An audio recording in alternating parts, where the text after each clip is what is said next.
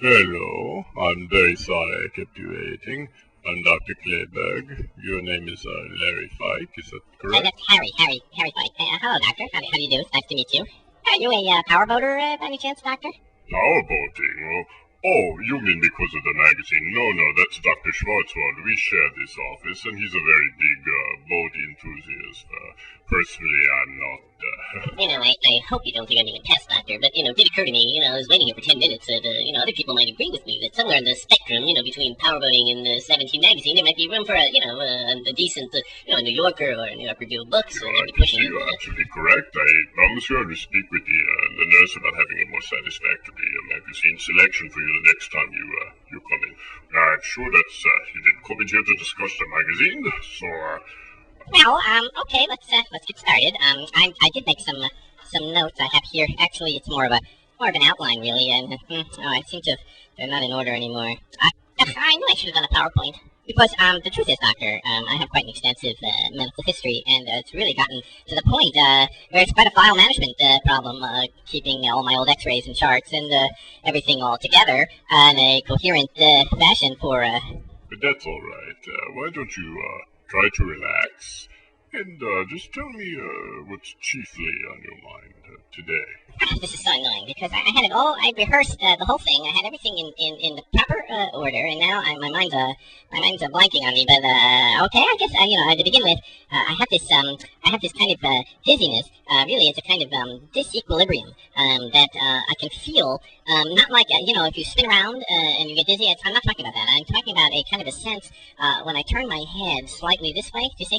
And not all the time. Not every time that I do it. It didn't just now happen, but frequently. Or maybe that's the wrong word. Maybe it's not so much frequent, but intermittently, I will have this sensation, kind of a shifting, or floating, or sinking, a little bit nauseating. But I wouldn't throw up from it, you see. But disturbing because it's out of the ordinary and not something that I can explain through a change of diet or sleeping patterns. So that was the top of my list was that. But keep in mind that in my view, that this is just one star in a whole constellation of symptoms that have yet to be diagnosed by anybody yet. But I'm hopeful still that somebody's going to be able to connect the dots between, say, the dizziness, and as an incentive, I feel that any doctor who does manage to correctly diagnose these things is going to probably have something named after him and certainly be published. Okay, another one on my right side. Here, down to my leg. Sometimes there's a tingling sensation frequently when I'm trying to get to sleep. Just as I'm about to fall asleep, a tingle and an involuntary spasm of the muscle right here and sometimes over there that'll jolt me awake. Before I mentioned the leg spasm, tingle spasm, see, this is what I'm talking about because that I don't really think that's not the what came after the dizziness. What's important after that is I get what's called tinnitus. This is very recent, ringing in my ear. Sometimes again quite acute, and it seems to me dizziness, ear ringing, involuntary muscle spasms, all of these things, taken by themselves perhaps not so disturbing, but together. Do you see what I'm beginning to say? That they're orchestrating. It's the overture, I'm afraid, of a very troubling symphony, perhaps. Yeah, okay. I think I am getting a good picture of your situation, and let me just, I'm going to take a look here. Und could you turn? Tell me something. Can you feel this? Yep. And can you feel this? Yep. How about okay? Can you feel this? Yeah. Now, let me ask, what's your diet consist mainly of? You're a lemur, isn't that correct? All right. Well, on my diet, I have actually been making some changes recently. I've been trying to cut out a lot of bread and pasta, and I've been trying to reduce, the amount of red meat, make it more like a condiment, sort of a Mediterranean approach, where it's not the center, the focus of the whole meal, but just a kind of a side dish. And then I'll have, bananas frequently. We like bananas. And what about your exercise regime? Do you take regular? Well, I must admit, I'm not doing a particularly great job. I do try to get to the park and do tree climbing on the weekends, but the truth is I'm really not very arboreal and don't always make it. We did buy one of those cardio glide machines, and I try to get a vigorous, cardio workout Let me ask you your family medical history. Do you have anyone in your family who had cancer? Any unusual? No, and now that's interesting because I see where you're going, and I have looked into whether there are any tumor-related illnesses in my family. The only thing I could turn up was I did have an uncle who died early from an extreme case of conjunctivitis, which he got in the tropics. But no, not that I can document.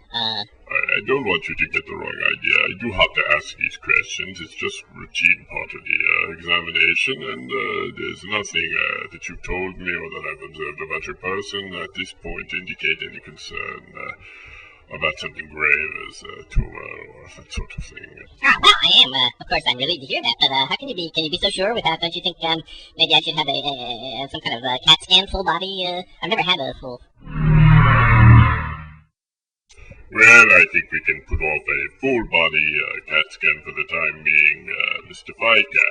I think before we get to taking extreme measures, we can just work on diet and maybe some techniques to reduce stress. I really do think that mostly of the complaints that you've registered with me today fall within the range of normal aging experience, and I really urge you to put out of your mind the anxieties which you clearly are motivating your search for medical explanation for what are in fact just routine phenomena of age. Wait a minute, Doctor. I mean, I haven't even gotten halfway through the list, which I prepared here. I mean, these are just a few, but very well then, Mr. Fike, please continue. All right, well, skipping down the list here. Okay, well, this is a little bit delicate, Doctor, but I feel, I need to be completely honest with you.